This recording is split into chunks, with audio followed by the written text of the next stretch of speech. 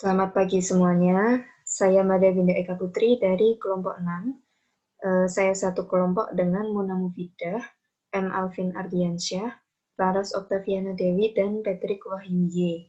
Kelompok kami ini mengambil tema mengenai penyebaran penyakit diabetes dengan model nonlinier.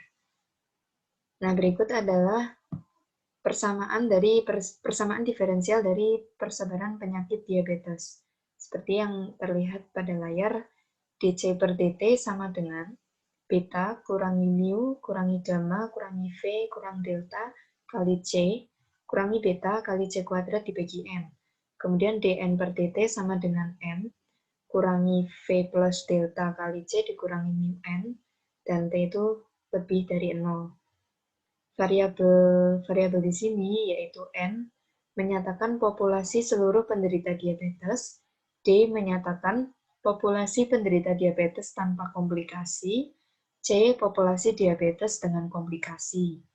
N, T sama dengan DT plus CT. N itu tadi populasi seluruh penderita diabetes. Kemudian ada parameter-parameternya.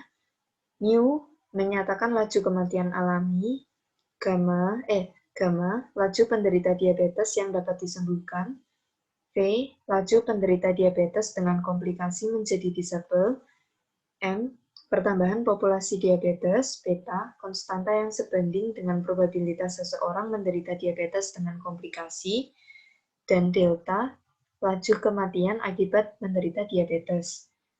Parameter-parameter ini nilainya positif, dan di sini kami mengambil mu 0,3, gamma 0,1, V 0,4, M 5, beta 1, dan kami menyisakan parameter delta.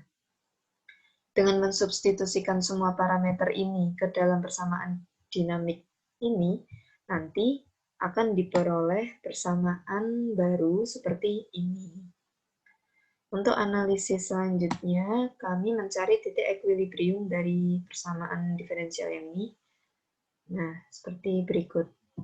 Untuk mencari titik equilibrium itu kita tinggal mencari C dan N yang memenuhi DC per dt sama dengan 0 dan dN per dt sama dengan 0. Nah, dari persamaan 1 itu nanti diperoleh C sama dengan 0 atau C sama dengan 0,2 dikurangi delta dikali N. Kemudian dengan mensubstitusi C sama dengan 0 ke dalam persamaan 2, nanti diperoleh nilai N sama dengan 50 per 3. Kemudian kita juga mensubstitusi C 0,2 dikurangi delta dikali N ini ke dalam persamaan 2, nanti diperoleh nilai N negatif 5 dibagi delta kuadrat ditambah 0,2 delta dikurangi 0,38. Jadi diperoleh titik equilibrium 0,50 per 3 dan sekian. Kemudian dicek kestabilan dari titik equilibrium. Pertama, dicari dulu matriks Jacobian system. Dengan melalui perhitungan nanti akan diperoleh matriks Jacobian seperti ini. Kemudian dilakukan linearisasi di sekitar titik equilibrium 0,50 per 3. Jadi titik equilibrium 0,50 per 3 ini disubstitusi ke matriks Jacobian. Nanti akan diperoleh matriks Jacobian yang baru seperti ini.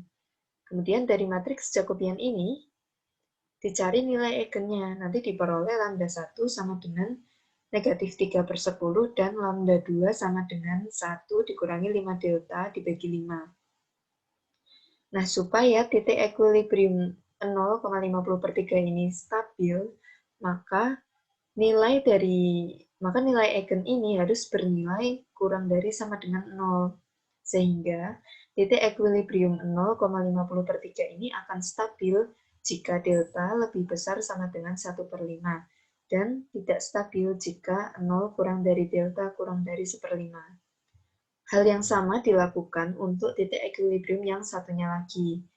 Nanti disubstitusi ke matriks Jacobian, diperoleh hasil seperti ini. Kemudian dicari nilai eigen, diperolehlah seperti ini. Kemudian dicari nilai delta yang membuat nilai eigen ini nilainya lebih kurang dari sama dengan 0. Nah, nanti diperoleh titik equilibrium ini akan stabil ketika 0 kurang dari delta kurang dari sama dengan 0,3353. Tidak stabil ketika delta lebih dari 0,3353. Nah, berikut ini adalah diagram bifurkasinya. Di sini ada dua gambar. Yang kiri itu hubungan delta dan C. Yang kanan itu hubungan dari delta dan N. Garis yang tidak putus-putus ini menggambarkan titik equilibrium yang stabil. Yang putus-putus ini titik equilibrium yang tidak stabil. Nah, ini gambar diagram yang 3D. Dari gambar ini terlihat terjadi bifurkasi ketika delta atau laju kematian akibat diabetes dengan komplikasi bernilai 0,2. Kemudian untuk laju delta yang semakin besar, maka banyak populasi yang mengalami diabetes dengan komplikasi atau C akan stabil di 0. Kemudian jumlah populasi seluruh penderita diabetes stabil di 17. Nah, sekian hasil dari diskusi kami. Di sini kami menggunakan referensi seperti yang tertera pada gambar. Jika ada kesalahan kata, saya mohon maaf. Selamat pagi.